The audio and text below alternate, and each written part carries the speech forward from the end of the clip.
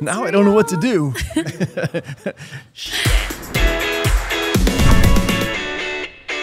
I am so excited about this project. This is something that we've been pretending we're going to do for so long. We didn't get it off the ground.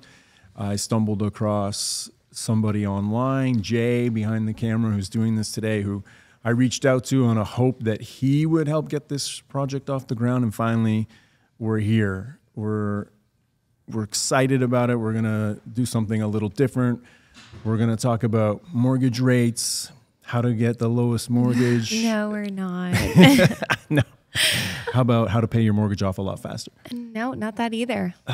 No, you know why? Because that's boring. And that is not what we do at Nuborrow, and it's not what our agents are about. And this entire project is called Agents in Pieces. And what we're going to do is we're going to get a chance to meet every agent that's on the team, 30 plus people, and get into why they do what they do, the stories behind it. There's some humor. There's some really interesting stories. If you're like Allie, you get sucked into episodes of Dateline 2020 where you almost get kidnapped, but that's another podcast altogether.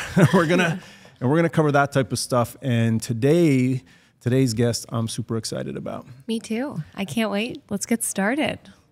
Somebody who I think is a really bright light for our team. Somebody who carries the Chief Happiness Officer title with a big smile on her face. I do.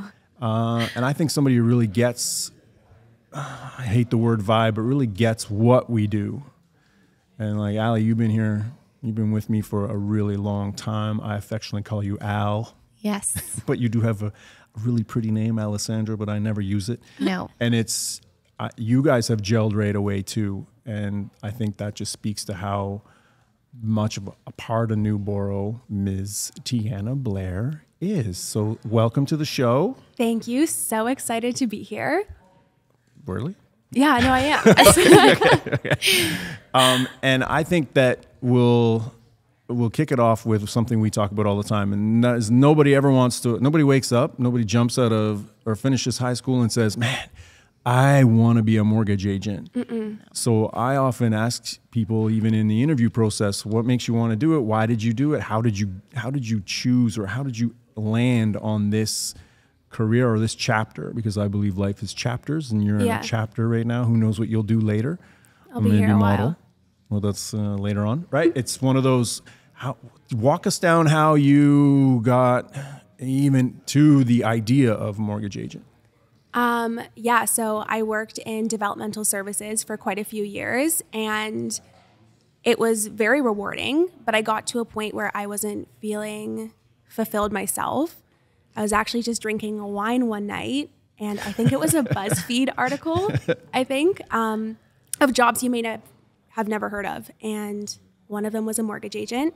So I looked up the licensing and what it would require to do that. It was really just an impulsive decision.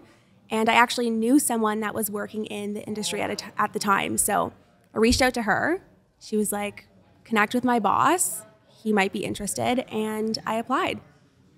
So that's you were doing the personal support worker. Just quickly, for those of us who don't know what that was like or what you were doing, talk about some of the challenges with that. Like, I happen to know during the interview, I learned a lot about it that I didn't know. Yeah. And some of the situations that, in that industry, people may not be aware of that you find yourself in. Yeah. So I was working in a group home setting. So there would be anywhere from 4 to 6 individuals that have developmental disabilities that were living in a home that needed, I guess, various degrees of support, but they lived there full time. So my shift was the morning shift. I would go in Monday to Friday and do all different types of care. So that could be toileting, it could be showering, medications, laundry, just helping them get out into the community. It was really just helping them live like a fulfilled life in whatever capacity that was. Man, that is a tough vocation in life. Like, you are giving yourself to an adult, right? These are adults Yeah. So that is a very tough career. What was it?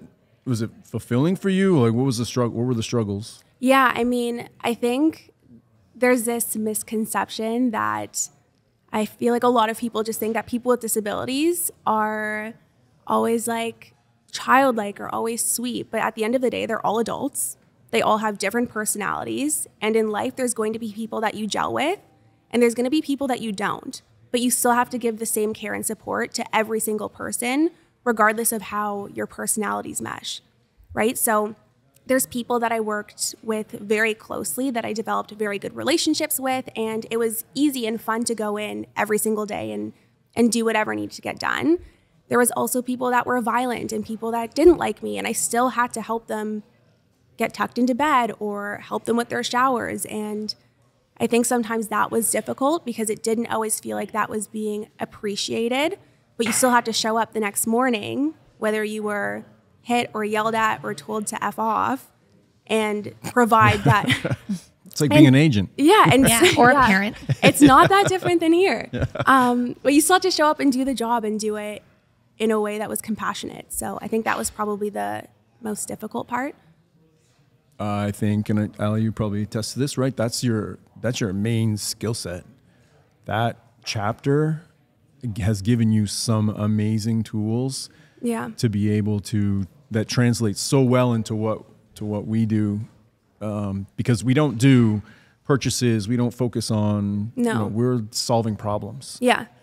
And you're dealing with clients that have a set of challenges. And I think your skill set you fall back on in that. When I listen to phone calls or we get client feedback, that's probably your strength. Yeah. Which I do feel like this industry is similar in that respect. Like at the end of the day, we're dealing with people at their most vulnerable moments, right? Like finances is something that people don't want to talk about. We're also dealing with relationships and people in separations and people that are newly married trying to buy, like, these are very intimate moments of people's lives. So I think handling that with care, which is something that I did well before I worked here, has translated well, right? And being able to get people to open up, because the more open someone is with me, the better I can actually help them. I agree. So then how do you get here? And obviously that you came during COVID, right? Yeah, I did. Yeah. So it's a much different process than our normal, interview process that you were both a part of. Yes. Right? So you got a bit lucky. Was it lucky?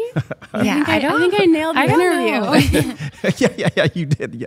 But you had to do one-on-one with myself and Ali. So Ali, what were your impressions of her and be honest.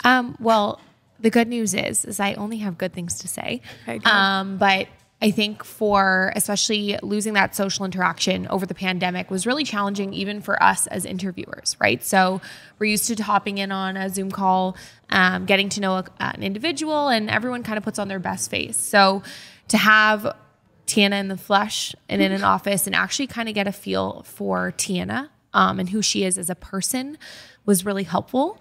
And I mean, I was sold within the first 5 minutes, and I think that her character has just flourished here, and the interview was just a quick snapshot of who she is as a person. And I think that translates to our clients and the feedback we get. But for me, I was a little intimidated. I mean, we have a 6-foot Victoria's Secret model walking through the door, coming with a mask on, with a mask on, with a huge personality and a huge, I guess, part of her that she had to give, which is really what we were looking for in an agent at Nuborrow, right? So, I mean, it's been a journey and it's been a great experience having Tianna join our team, and I think she's a huge part of it. So, I mean, you were on board for the first 5 minutes for me. Thanks, Al. I was wrong about her. What do you mean? When Ali and I did the post interview, I said yes. Yes, I think she might be a good fit, but my main objection was what? Do you remember? Too nice. Well, I'm about 300 interviews post Tianna, right. I'm a little foggy. You might have to remind me. I said she's too nice. Yeah, I do remember this. Too nice. Yeah. Well, you're not now. So She's got a little rougher around but the I was edges. concerned with the job history and having so much care with adults who need, have challenges and need special attention, that she might have be a difficult transition for her to be able to. You're still so focused on customer service in this industry, at least here at Nuborrow, that's my main, you guys know me, that is my main, that's the thing I care the most about. The mortgages and all that other stuff, everyone has the same product. It's our customer service that we put so much effort into. And I was worried that she wouldn't be able to have the hard conversations. Yeah. And you know what? I think to kind of going off of that is you need someone who is extremely nice, especially in a customer service based industry, whereas you can be really nice. But what Tianna's had to kind of turn off is that feeling bad, right? So understanding, leading more with empathy, right? And sympathizing with a client to a certain extent. And truthfully, when I call into anywhere, when we get to Starbucks, when I get to Starbucks drive-through, we use that a lot around here is they provide that care. And as much as it's just a single cup of coffee, it's a coffee that I look forward to at 8:30, whether it costs me $10 $9:30. Oh yeah, 9:30. And that's what's important, right? So kind of use that as an earmark of what we look for. What do you think about that? You just got live critiqued. No, so I feel like I understand why you would think that, but I actually feel like I still had to do that in my previous role. Like I was caring for adults. Sometimes they did, and sometimes they weren't able to determine when something was safe for them to do, whether something would go against the medicine that they were on or why they could or couldn't do things. And so I still had to be firm. I was always kind and compassionate, but sometimes I still had to tell people no and explain the reasoning for that, which I feel like is also what we do here, right? So I feel like it's a skill that I've definitely expanded on since working here, but it's not something I didn't have. I can be firm when I need to. Yeah, I get it. Okay. We I see it now. Trust me. I can be firm when I need to be. So you finished that interview with Ali and I. What were your thoughts? I thought you were super cool. Yes. I loved your He needed like that. a velvet blue jacket. And My I called favorite. my mom and I was like, Mom, I don't know who I just had an interview with, but he was really cool. And was just honestly, I was feeling really hopeful and excited. My job got really hard during COVID because we were confined to the house. Nobody understood why they weren't allowed to leave. Like it took a really huge emotional toll on me. And so even though I didn't know exactly what I was stepping into, I was really excited to try something new. And that's what I walked away feeling like I didn't really know how mortgages worked, but you conveyed that we help people here. And that's what I'm good at. And that's what I knew how to do. So I just felt like I could make myself successful. Well, and that you have, I think, even with the ups and downs that come with this business, you have over-delivered from that day that we interviewed you. I feel that I don't look at sometimes the whole output on a monthly basis as I do on a year and what you bring to the environment, and the environment's more important and the customer care is so top level that you have over-delivered. Thanks. And that's the last nice thing I'll say. Okay.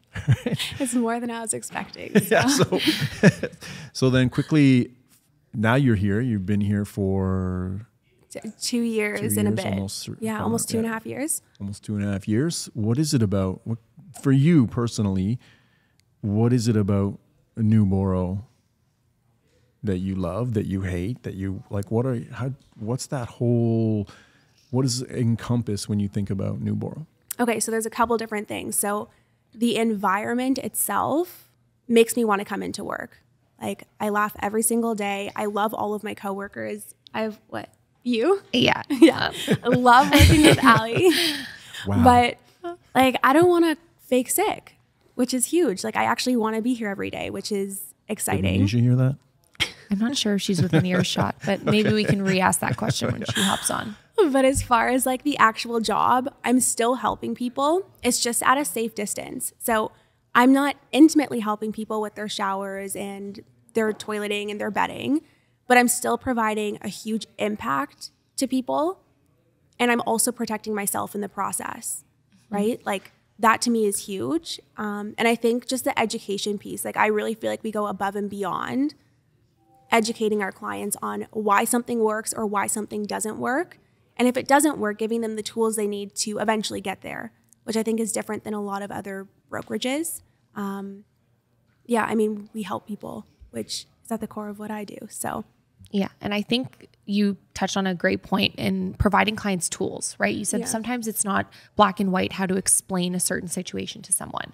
So providing them the tools and the insight and knowledge, I guess at an advantage where you're dealing with someone in their finances and you're going at it from a different approach has really allowed you to succeed, because you can use those tools that you can provide to them to understand. And you'd mentioned a great point, whereas during the pandemic, it was really hard to communicate why certain things were the way they were.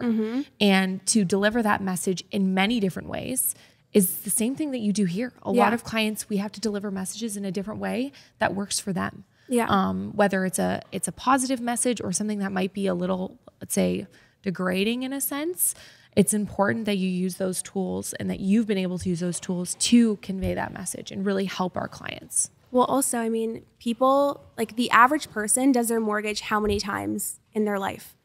You sign 5-year terms your whole life because that's what you've been told to do. And usually it's a renewal. It's not even a refinance. Right. And we do this every single day. So the terms that we use in the office and the things that we speak about doesn't always come across to the client. So being creative in the way that you communicate and having to adjust depending on who that client is so that they actually do understand, I think is a huge piece of this. But that's something that we're constantly working on as a team, right? So 100%. And this is my favorite part about why I come every day is 140, 130 mortgages a month times over, a decade of being in business. The stories are what matter most, right? The impact we make on someone's life, and that is a big part of this environment. It's not coming to work every day and doing the same old boring low rate mortgage. Where are you moving to on closing date? Yeah. It's solving problems. And you've been here long enough, you have to have some of those stories that have, touched you. You remember when someone says, oh, well, what do you do? Yeah. You have stories, right? Yeah, I do. So one that really sticks out to me is I was working with a client just over a year ago now, and she was feeling really, really defeated when we had our first call. She had a house with her husband who had just recently cheated on her. And had essentially just walked away from everything. She had a young child that she was caring for, and she was recently out of work. She had some medical things going on, so she really didn't have a lot of income coming in, and just felt like everything was in shambles and didn't really know what she wanted to do or what she needed to do. She just knew that she needed help. And I mean, I worked very intimately with her over, I think it was like 4 months that I worked with this particular client, because the mortgage that she had with her husband was in default. There were some payments that had been missed. She was really worried they were going to come and take the house. And so that was the problem we were trying to solve. But throughout that process, I helped her connect with some family lawyers because we needed a separation agreement. So that was a process all on its own, trying to get that finalized. The husband wasn't willing to participate. It was really hard getting a hold of him. He had some judgments on the house that we had to get settled. Like, it was a very long process, and she was worried, right? Like, nobody wants to lose their home. That is the biggest asset you have. 100%. And she worked really hard to get it. So the fact that it could just be taken away was really, really scary. I appreciate that she trusted me throughout the process. And I think that's why it's so important to have a good relationship with the clients in some aspect, because 4 months is a long time to be in a state of worry. Thankfully, it's not even healthy, right? No, That's so stressful. No. And, your partner, regardless, right? Splitting that up, having children, juggling all of that. I mean, and that's some of the things I don't think our clients realize we deal with every day. No, I know. Right. So there was so many people that ended up getting involved in this file. It did end up closing. The husband or ex-husband was removed and the house was in her name. She got enough cash back to finally take her kid on vacation, which she'd been wanting to do. Yeah, that's which, amazing. I mean, my mom just took me on a vacation recently. Yeah, I want to talk about that too. And that was like her dream, right? I think every parent dreams of being able to do that. So that was all on its own a huge deal for her. And I mean, we came up with a plan for the year after and the years after that. So it was a success. She was super happy. She sent me flowers at the end of it, saying we did it, which I also think was super nice. Yeah, we did it. Like, she also felt like we were working as a team, which was really impactful to me as well. So That's another great point, because we're not successful unless the client's on board, and that's why I believe, and sometimes clients still question, well, we're as transparent through the process as possible, because I can't do it alone. Yeah. Yeah. I have a husband and wife, I have partners, whatever the case may be. I might have a grandfather, a parent on title that also has to be on board. And you got moving pieces all over the place. It's not, a lot of people choose to not do this business because it's difficult. That's a difficult situation. I know so many stories, obviously, because I've been here forever, that right away you're telling that story, and I'm like, man, another agent had the exact same story. Well, we used to sign in person and had to like pass Kleenex to the other partner who was, finding stuff out during a signing. You're like part-time therapists sometimes when you're doing this, and you have to manage feelings, which again is why your background. Yeah, it's so emotional. Yeah. Like it's emotional every single time. Even something as simple as a purchase, right? Like somebody moving into their first home, that's their biggest milestone they've had. Like that's still a huge deal. Yeah. So there's emotion behind every single deal, which I feel like people forget about sometimes. I'm surprised your impact story wasn't the one with and I won't know all the details. You will. The renters that locked out the owner. That story was crazy. Imagine being like, and we still helped 78 her, years right? old. Yeah. She had called me. She wanted to buy a condo, and we did all of the math, and she was selling her house, or she wanted to sell her house to buy a condo, but then she wasn't going to have rental income. So it just didn't work out at the time. And I said, best thing to do is to take a minute.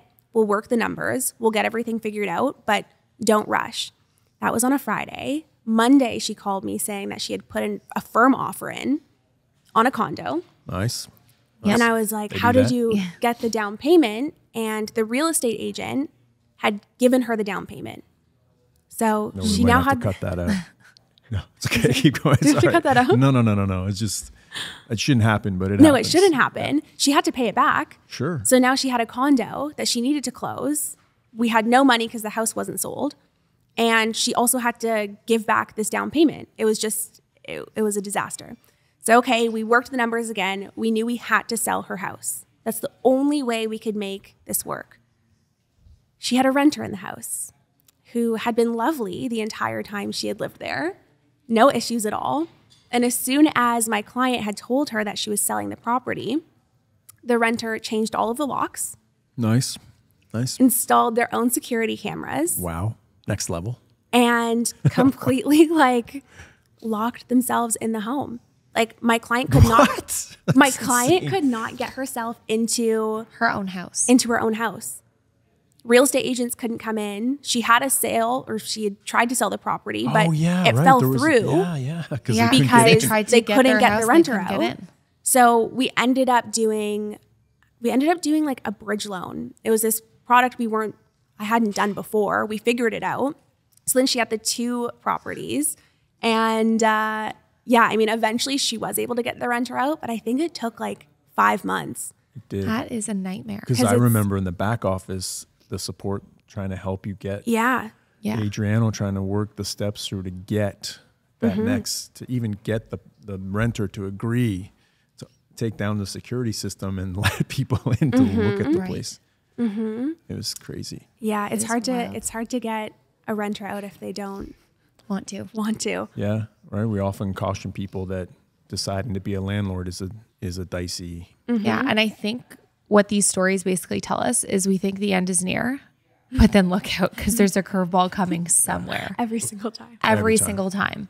And that's life, which is what I think a lot of us, or many mortgage agents, lose sight of, is how multi-layered someone's life is. Right. So if you're in control of that and you have to take care of their life and look at everything, you best be not missing anything. Right. That's new agents all the time. The deal doesn't close and you're like, oh, I didn't know that. You won't know that. No. I can't even possibly train you all the things that can happen during closing. It's just not going to happen. And it's also hard because I feel like a lot of the time, it's not even that the client was trying to leave things out. No. It's just when you're speaking to your mortgage agent, there's things that you don't think are important or relevant. You're like, I don't need to share that with my mortgage agent. Yeah. That end up being like a huge game changer when it comes to Yeah. the Because outcome nobody of, wants to be an agent. That's right.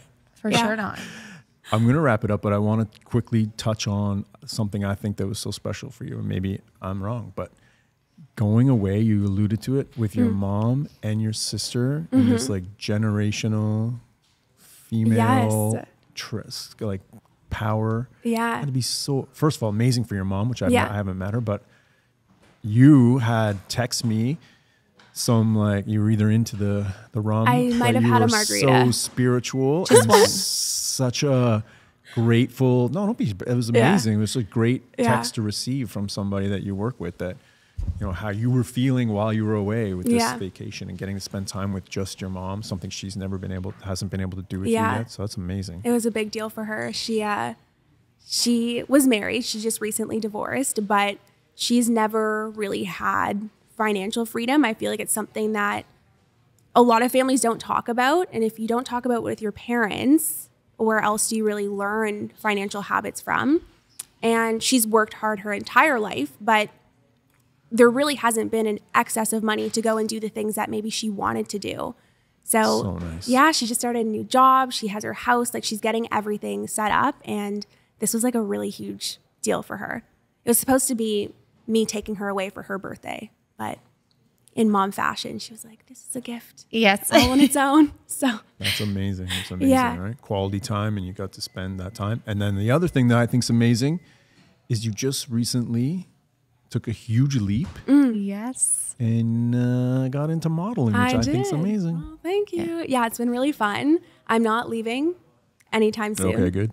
Still love my day job, but it's been really fun to try that out. Definitely meeting interesting people, trying on new clothes, which is one of my favorite things to do. Yes. I have And- seen her closet. Yeah. Well, one of my favorite things about being, part of the leadership of this team is that when we meet for quarterly or yearly reviews, I often say to you, like, I challenge you personally.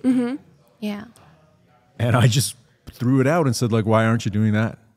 Yeah, I think it was the way you asked it too. Like it was like so obvious that I should try. Yeah. Why And not? then I didn't really have an answer for you when you asked me why I hadn't tried it. Like, I didn't have a legitimate answer. And it has gone on like fast forward, Yeah, it's been moving quick. like dipped your toe in the water, suddenly doing Contracts. shoots. Yeah. Yeah. It's crazy. Right. But you know what? It's amazing to see because I think that you found the sense of confidence in you. And I think you've Yeah, right. found the inner beauty that's also on the outside, which is a plus. And you can really just shine on all aspects of your life. And I think that if you're happy in your at-home life, just translates to how you treat our clients. Yeah. So like, I think that's amazing when you came to me then and you're like, yeah, you know what, I'm going to do it. It's like, yes, yeah, why not? So But if you- don't leave. So if you Yeah. need someone for your next commercial, All right. you can contact my All right. agent. Oh, gee, thanks. Thank you so much. Thank you so much. All right, well, that's going to do it for this episode. Again, I am so happy and grateful to have you on the team. Thank you.